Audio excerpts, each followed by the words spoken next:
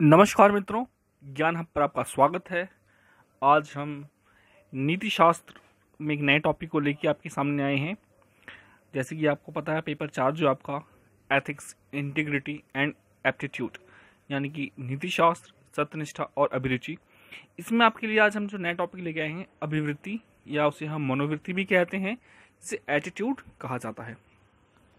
आप लोगों ने बहुत बार सुना होगा कि भाई इसका एटीट्यूड ऐसा है, इसकी मनोवृत्ति ऐसी है। ये तीनों एक ही शब्द हैं, एक ही मतलब है इनका। तो देखो, जैसे कि ना, ये जो आपका मनोवृत्ति शब्द है, ये काफ़ी हद तक अपने आप को खुद ही एक्सप्लेन करता है। ये शब्द तो इन सब का मतलब एक ही है, ये जो है आपका कोई अंतर नहीं है। अब अगर बात की जाए मनोवृत्ति क्या होती है, ये शब्द आपको खुद ही बता रहा है कि मैं क्या हूँ। मनोवृत्ति यानी कि मन की वृत्ति। आप समझ सकते हैं कि मनोवृत्ति और मन की वृत्ति का क्या कहना चाहता है। ये मन की वृत्ति मतलब आपके मन में क्या चल रहा है किसी विषय को लेके, जिससे आप सोच समझ सकते हैं, तो उसी के संदर्भ में है ये सारा। हम शुरू करते हैं। आज हम देखेंगे कि अभिवृत्ति क्या होती है या मनोवृत्ति क्या होती है, इसकी संरचना क्या है, इसकी विशेषताएं क्या होती हैं। लेकिन इससे पहले हम देखेंगे कि इसके प्रश्न कौन कौन से ज़्यादा करके आने की संभावना है या कौन से प्रश्न बन सकते हैं। ये वैसे आपका यूनिट 2 है सिलेबस के अकॉर्डिंग।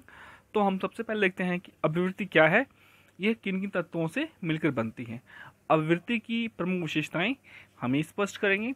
उसके बाद हमारी अभिवृत्ति कैसे बनती है, अभिवृत्तियों के निर्माण में कौन कौन से कारक प्रमुख भूमिका निभाते हैं। देखो, ये क्वेश्चन आंसर वाइज हम नहीं करेंगे, एक टॉपिक वाइज चलता रहेगा, लेकिन ये सारे क्वेश्चन कवर होंगे इसमें। इसी प्रकार देखते हैं अभिवृत्तियां हमारे जीवन में किस अर्थ में उपयोगी या प्रकार्यात्मक होती हैं। क्या अभिवृत्तियां कुछ नुकसान भी करती हैं, स्पष्ट करें। विचार और अभिवृत्ति का संबंध, अभिवृत्तियां और व्यवहार, किसी व्यक्ति की अभिवृत्ति को कैसे बदला जा सकता है या क्या बाधाएं आती हैं इसमें। एक सफल परसुएडर यानी कि अभिवृत्ति जो प्रवर्तक होता है या जो संदेश देना चाहता है, उसमें किन किन बातों की विशेषता होनी चाहिए, हम इस पर देखेंगे। नैतिक अभिवृत्तियां कैसे बनती हैं, क्या होती हैं। राजनीतिक अभिवृत्तियां देखेंगे हम। सामाजिक प्रभाव देखेंगे। सिविल सेवा में कैसी अभिवृत्तियां होनी चाहिए और कैसे अभिवृत्तियों से हमें बचना चाहिए, ये सब हम चीज़ें देखेंगे इसके अंदर। एक महत्वपूर्ण टॉपिक है आपका, ये 12 प्रश्न है। हालांकि इसके ज़्यादा भी, इसके बाहर भी हमने सिलेबस को कवर किया है इसमें। तो यदि सबसे पहले बात की जाए अभिवृत्ति क्या है, जैसा कि हमने बात की थी अभी आगे, मनोवृत्ति होता है इसका मतलब। अभिवृत्ति को मनोवृत्ति भी कहते हैं। यानी कि अगर हम इसे अभिवृत्ति लेके ही चलें, क्योंकि सिलेबस में आपके अभिवृत्ति है और संभव है कि आपके एग्जाम में भी इसे अभिवृत्ति ही लिख के दिया जाए, लेकिन अगर मनोवृत्ति लिखा आता है तो भी आप कंफ्यूज मत होना। देखिए, अभिवृत्ति सामाजिक मनोविज्ञान की एक महत्वपूर्ण धारणा है। क्या है? धारणा, मनोविज्ञान की धारणा है जो व्यक्ति और समाज के संबंधों को काफी हद तक प्रभावित करती है। इसका अर्थ है किसी विषय के प्रति, कोई टॉपिक है, कोई विषय है, मनुष्य भी हो सकता है, कोई स्थान भी हो सकता है, कुछ भी हो सकता हो, किसी विषय के प्रति सकारात्मक, नकारात्मक या उभयात्मक रुझान का होना। ठीक, आप समझ रहे होंगे कि कोई विषय है, आप किसी के प्रति पॉजिटिव होते हैं, किसी के प्रति नेगेटिव होते हैं, किसी के प्रति न्यूट्रल भी रहते हैं, आप कुछ भी हो सकती है आपकी अभिवृत्ति, तथा उस रुझान में संज्ञानात्मक, भावात्मक या भावात्मक ही होगा, तथा क्रियात्मक प्रेरणा की उपस्थिति का होना। मतलब संज्ञान में, मतलब आपके संज्ञान में आपको सूचना मिल चुकी है, भाव, अब भावनाओं में उसका है महत्व है, और उसको आप व्यवहार में यानी क्रिया में बदलना चाहते हैं। ये 3 तत्व होने चाहिए।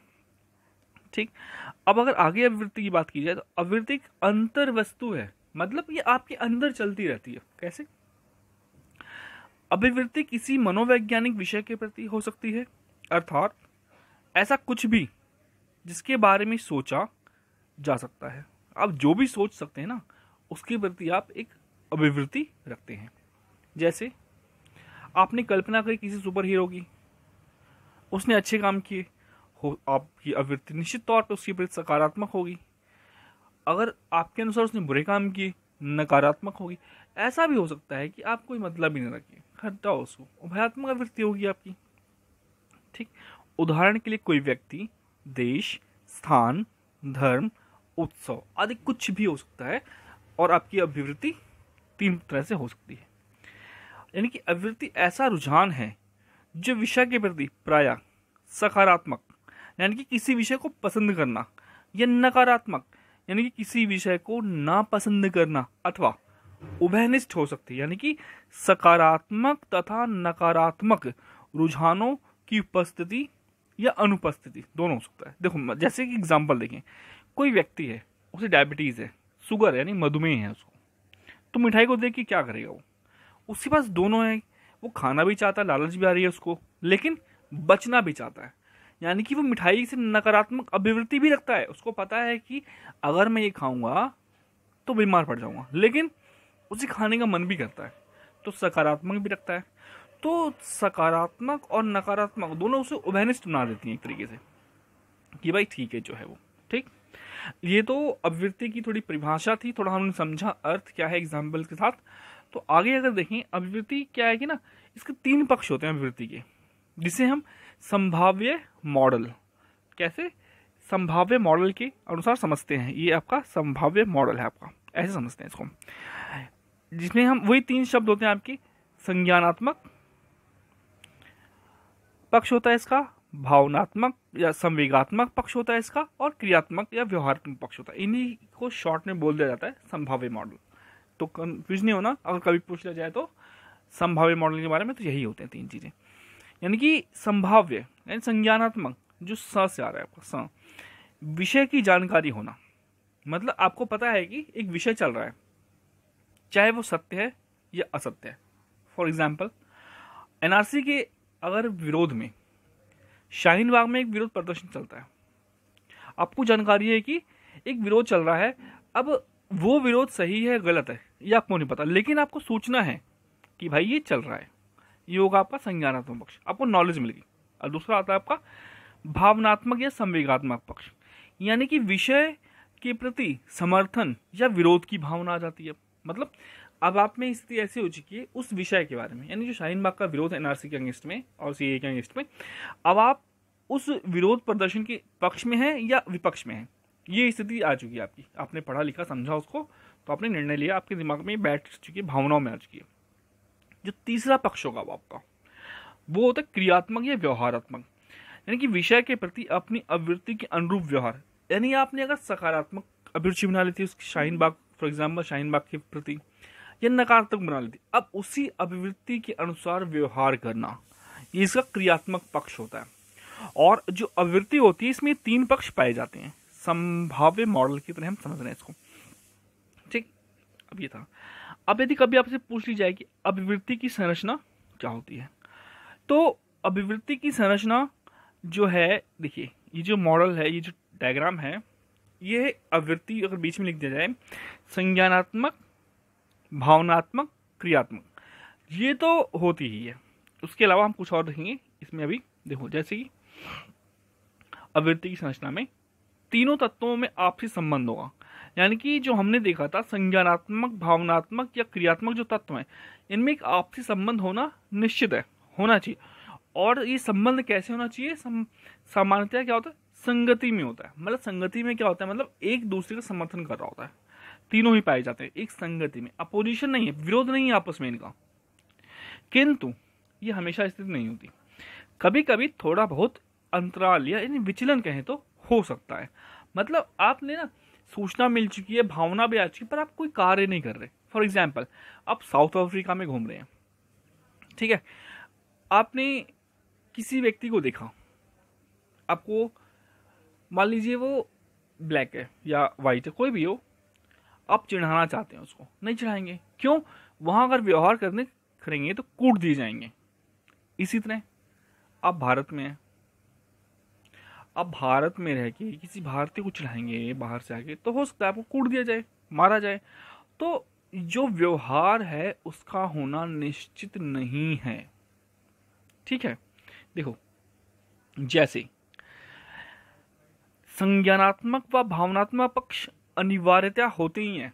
जब भी अभिवृत्ति की बात की जाएगी, मनोवृत्ति की बात की जाएगी, तो संज्ञानात्मक या भावनात्मक पक्ष अनिवार्य रूप से होगा ही होगा। व्यवहार कभी कभी अनुपस्थित हो सकता है। हाँ, व्यवहार करने की इच्छा विद्यमान रहती है। ठीक है, आप व्यवहार करना चाहते हैं। फॉर एग्जाम्पल ले लीजिए, आप मान लो कोई ऑफिसर है, कोई भी XYZ है, वो नक्सल के अगेंस्ट अभियान पे है, ऑपरेशन में है, सूचना भी है उसके पास, भावना भी उसके पास है, लेकिन मान लीजिए वो नक्सलियों द्वारा किडनैप कर लिया जाता है, तो दोनों चीजें होने के बावजूद वो क्रियात्मक कार्य नहीं करेगा, वो पक्ष कमजोर रहेगा, क्योंकि वो जानता है अगर वो कुछ भी करेगा तो अनहोनी हो सकती है। तो विवेक उसका यही कहेगा कि यहां से अपने आप को स्केप करो, बचाओ किसी तरह, पहले एक्शन बाद में ले सकते हैं। ठीक, अब आगे चलते हैं। व्यक्ति की अलग अलग आवृत्तियों में तीव्रता का स्तर अलग अलग हो सकता है। अब जैसे कि भाई लोगों को बहुत कुछ पसंद है, मान लीजिए किसी को जिलेबी बहुत पसंद है, उसे रसमलाई भी बहुत पसंद है, लेकिन जिलेबी या रसमलाई में किसी एक चीज को वो अधिक पसंद करता होगा, यानी दोनों में से कभी एक खाने को मिलेगी, तो जिसके प्रति उसकी आवृत्ति तेज होगी, तीव्र होगी, वो उसको खा लेगा। या ऐसा भी हो सकता है कोई व्यक्ति है, उसको पढ़ने का अवसर मिल रहा है, बुक्स मिल रही है, खेलने का अवसर मिल रहा है, अब उसकी आवृत्ति जिस पक्ष पे ज्यादा होगी वो उसको अपना लेगा, उसकी प्रति अपनी व्यवहारात्मक यानी क्रियात्मक संरचना को करेगा, काम कर लेगा अपना। ठीक, अब उभयनिष्ठ आवृत्तियों में संदेह की स्थिति बनी रहती है। मतलब अगर आपकी सकारात्मक और नकारात्मक आवृत्ति दोनों साथ में चल रही है या उसके प्रति न्यूट्रल है आप, तो संदेह है कि आप व्यवहार करेंगे कि नहीं करेंगे, यानी कि क्योंकि कभी समर्थन का भाव हावी हो जाता है तो कभी विरोध का भाव हावी हो जाता है। आप निर्णय की स्थिति में बहुत मुश्किल से पहुंचते हैं ऐसी स्थिति उभयनिष्ठ आवृत्ति में। जैसे कि कोई मधुमेह वाला ले लिया जाए, तो कभी कभी ये लोग भी मीठा खा लेते हैं और कभी कभी नहीं खाते। एक संदेह रहता है कि खाएं ना खाएं, क्योंकि इनकी स्वास्थ्य और स्वाद दोनों में संघर्ष चलता है। ठीक, अब अगली हम जो बात करेंगे वो कि अभिवृत्ति की विशेषताएं। ठीक है, क्या विशेषताएं होती हैं अभिवृत्ति की? जैसे जो आवृत्तियां होती हैं सामान्यतः स्थायी होती हैं, इनका बदलना संभव तो होता है परंतु आसान नहीं होता। मतलब आपने किसी विषय विशेष के प्रति जो भावनाएं स्थापित कर ली हैं, जो सोच लिया है उसके प्रति, उसको बदलना इतना सरल नहीं होता। हम बदला तो जा सकता, अभिवृत्ति परिवर्तन संभव है परंतु मुश्किल है। अब दूसरा क्या है, अभिवृत्तियां प्रायः सीखी जाती हैं, यानी कि जन्मजात नहीं होती। अब आप जब जन्म लेते हैं उसके पश्चात ही आप किसी विषय के प्रति अपनी सकारात्मक, नकारात्मक या उभयनिष्ठ धारणा या रुझान बनाते हैं, उससे क्या अनुरूप आवृत्ति बनती है आपकी। और किसी भी मनोवैज्ञानिक विषय के संबंध में आवृत्ति हो सकती है। आप जिस जिस विषय को सोच सकते हैं, चाहे कुछ भी हो, मनुष्य हो, वस्तु हो, स्थान हो या कोई काल्पनिक व्यक्तित्व हो, कुछ भी हो, उन सभी के प्रति आपकी अभिवृत्ति बन सकती है। ठीक है, अगला है आपका व्यक्ति के सामाजिक व्यवहार को प्रभावित करती है। तो देखिए आप, जैसी आपकी अभिवृत्ति होती है किसी विषय के प्रति, आपका व्यवहार वैसा ही होता है। इसलिए जो अभिवृत्तियां होती हैं आपके सामाजिक व्यवहार पर हावी रहती हैं, उसको प्रभावित करती हैं। अभिवृत्तियां अभिप्रेरणात्मक प्रभाव रखती हैं, मतलब आपको मोटिवेट करती हैं। मान लीजिए कोई साहसिक आवृत्ति करता है किसी की, मतलब वो चाहता है एडवेंचर करता है लाइफ में, उसकी आवृत्ति सकारात्मक है तो वो प्रेरणा करती है आप ऐसा करें। कोई पढ़ने के प्रति सकारात्मक अभिवृत्ति रखता है तो वो भाई रीडिंग के प्रति सकारात्मक रहेगा, उसे कभी बुक्स मिलेगी पढ़ेगा। तो जो अभिवृत्तियां होती हैं वो अभिप्रेरणात्मक होती हैं। ठीक, इसी प्रकार क्या है, इसके निर्माण में सामाजिक वातावरण की सबसे बड़ी भूमिका होती है। मतलब जो आपका सोशल स्ट्रक्चर है, जो आपका एनवायरनमेंट है, सोशल एनवायरनमेंट के अकॉर्डिंग ही आपकी जो अभिवृत्तियां होती हैं, जो एटीट्यूड होता है वो बनता है। यानी कि एटीट्यूड के निर्माण में जो आपका सामाजिक वातावरण है उसकी बहुत महत्वपूर्ण भूमिका होती है। फॉर एग्जाम्पल आप गांधी जी को लीजिए, तो उनका जो सोशल एनवायरनमेंट था स्टार्टिंग में वो कुछ धार्मिक था। उनकी माता या जो भी उनका संदर्भ रहा, तो कहीं ना कहीं वो एक धार्मिक प्रवृत्ति को लेके चलते थे। मतलब वो तो कहते थे धर्म के बिना राजनीति भी क्या है, एक सर्प के समान है। वो नैतिकता की तरफ ज़्यादा झुक गए। वहीं अगर हम भगत सिंह की बात करें तो इनका जो एनवायरनमेंट था वो साहसिक था, क्रांतिकारी लोगों के बीच में था। इनके चाचा अजीत सिंह खुद क्रांतिकारी थे, तो इसका प्रभाव क्या पड़ा, वो एक साहसिक क्रांतिकारी बने। वहीं जो गांधी जी थे वो एक सुधारात्मक व्यक्तित्व को लेके चलते हैं, जो समाज को जुटाते हैं और अंत में देश को भी आज़ाद कराते हैं, जिसमें भगत सिंह जी ने भी एक महत्वपूर्ण भूमिका निभाई थी। आगे चले तो अब हमने जैसे देख ही लिया इसके ऊपर कि आवृत्तियों के 3 हिस्से होती है। इसकी विशेषता क्या है, ये 3 हिस्सों से बनती है, संज्ञानात्मक, भावनात्मक, व्यवहारात्मक। तो इस प्रकार स्पष्ट है कि जो आवृत्ति है स्थायी है, सीखी जाती है, मनोवैज्ञानिक विषय के प्रति होती है, सामाजिक व्यवहार से प्रभावित होती है, अभिप्रेरणात्मक होती है, सामाजिक वातावरण की सबसे बड़ी भूमिका होती है और 3 हिस्सों से मिलकर बनती है। तो अच्छे से इस टॉपिक को करना। अभी हम अगला इसी को कंटिन्यू करेंगे और 3.2 टॉपिक लेके आएंगे, जिसमें आपको हम बताएंगे कि आवृत्ति का निर्माण कैसे होता है। और फिर क्या देखेंगे इसके बाद हम 3.5 में आवृत्ति और विचार का संबंध क्या है, आवृत्ति और व्यवहार का संबंध क्या है। तो कंटिन्यू है, थोड़ा सा 2 दिन नहीं आया वीडियो, कोई बात नहीं, हम इसको भी रिकवर कर लेंगे। आप लोग नोट्स बनाते रहिए अच्छे से पढ़े, कोई डाउट हो, कोई दिक्कत हो तो ज़रूर पूछिए। थैंक यू, नमस्कार। अगर आपको वीडियो अच्छी लगी हो तो प्लीज़ लाइक एंड सब्सक्राइब करें हमारा चैनल। धन्यवाद।